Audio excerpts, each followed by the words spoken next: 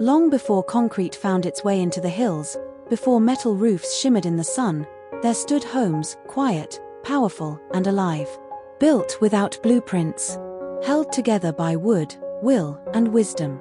These are the ancient houses of the Nagas, remarkable not for how high they rise, but for how deeply they belong.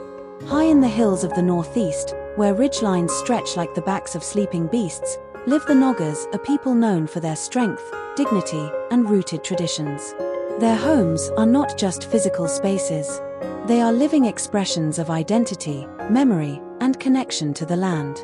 Each house begins with what nature gives: timber from dense forests, bamboo from nearby groves, thatch from sun-dried grass, and stone from the earth itself. The process is deliberate. Every piece is measured by instinct, guided by hands trained through generations. The walls are woven from bamboo. The roofs are steep, layered thick with thatch, shaped to withstand monsoons that sweep across the hills. No nails. No cement. Just time, technique, and trust in methods older than memory. Inside, the air is warm with smoke and stories.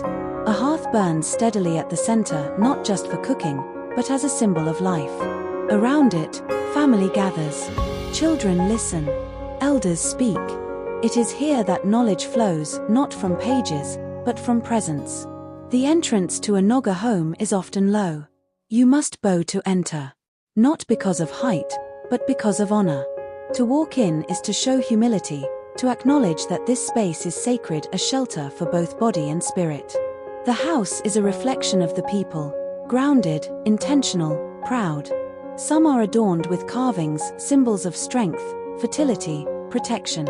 In earlier times, tokens of valor or trophies of the hunt might rest at the doorway, marking the courage of those who lived within. But beyond the private home, the Naga village once revolved around communal spaces, large dormitories where the youth were shaped by culture and discipline. These were not just buildings. They were institutions, where traditions were taught, stories preserved, and values passed down. What sets the ancient Naga house apart is not only its form, but its philosophy. It is built with a sense of responsibility to nature, to ancestors, to the future. The design is not for luxury. It is for life, in all its seasons. These homes were raised with ceremony, maintained with love, and eventually, passed down like living heirlooms. Every beam remembers. Every woven wall holds laughter, sorrow, and song. And though time moves on, and modern houses now share the same soil, the old Naga homes still stand, quietly, proudly, as reminders of a culture that builds not just with materials, but with meaning. To understand a Naga house is to understand the people. Strong, rooted, and resilient.